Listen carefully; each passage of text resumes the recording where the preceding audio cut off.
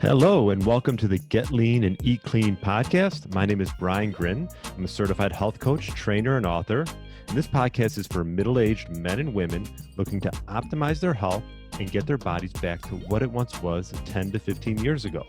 I will give you simple, actionable items to get long-term sustainable results. Thanks for listening and enjoy the show.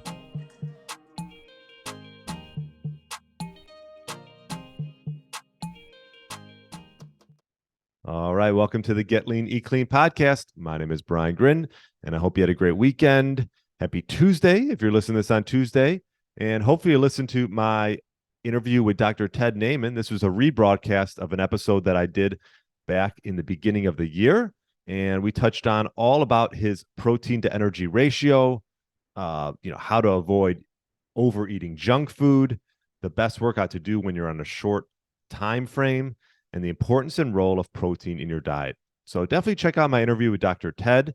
That was a great episode that I did in the beginning of the year. And today I want to touch on a topic that I talk a lot about as far as long-term sustainable health, and that's cooking for yourself.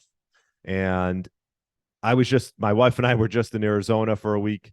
We did not cook for ourselves, and we realized how much we enjoy doing that because you can really control the ingredients that are going in your food. You know, when you're going out to dinner to restaurants, as you know, they're cooking 99% of the time in vegetable oils that are high in polyunsaturated fats, and when cooked at high temperature, can cause oxidation and inflammation. And so the beauty of cooking for yourself is you can control what's going in your food, right? So important. And if you're working for the week and, you don't want to go out to eat, make these batch meals where you have a bunch done on Sunday and you could bring it for the week. I think that's just a great health hack that if you can get into the habit of doing, it can go a long way. I mean, a lot of people during the COVID era or, the COVID time when everyone was on lockdown, some people really improved their health because they were cooking for themselves. Others just ordered in all the time and they actually got worse. I would love to see a stat on that, the percentage of people who health has deteriorated versus actually gotten better based on whether they cook for themselves or whether they were just ordering in food all the time. I'm not saying you can't every once in a while, but I think if 80% of the time you cook for yourself, I think they can go a long way. And one of the things I want to talk about for cooking for yourself, an oil that everyone should use is coconut oil.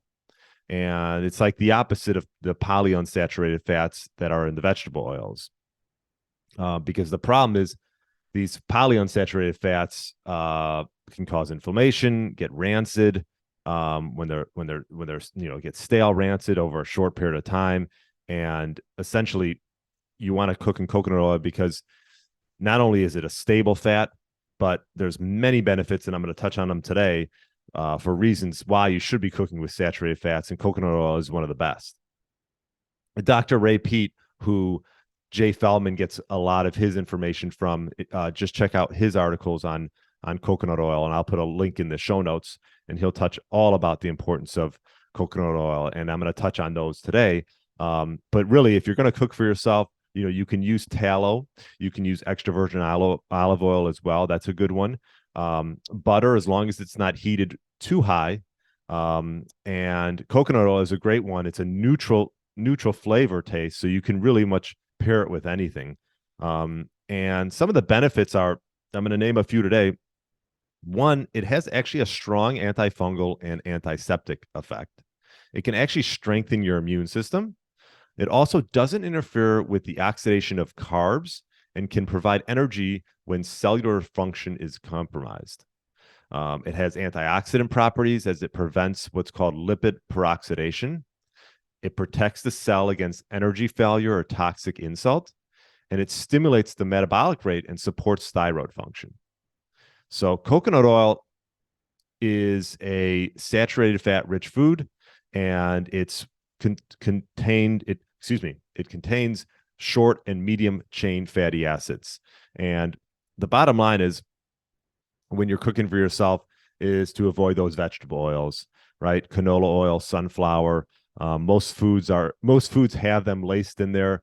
And I think if you can get in the habit of cooking for yourself with some coconut oil, I think this can go a long way. And the nice thing about coconut oil, like I said, it has sort of a neutral profile and it doesn't necessarily have much taste, which I think is good when it comes to just cooking for your things. So you want to avoid the toxic unsaturated fat oils such as safflower, soy, corn, flaxseed, and start using coconut oil for all the reasons I listed and much, much more. So hope this helps. Let me know if you have any questions.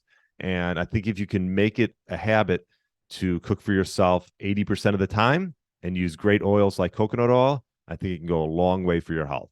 So that's all I wanted to touch on today.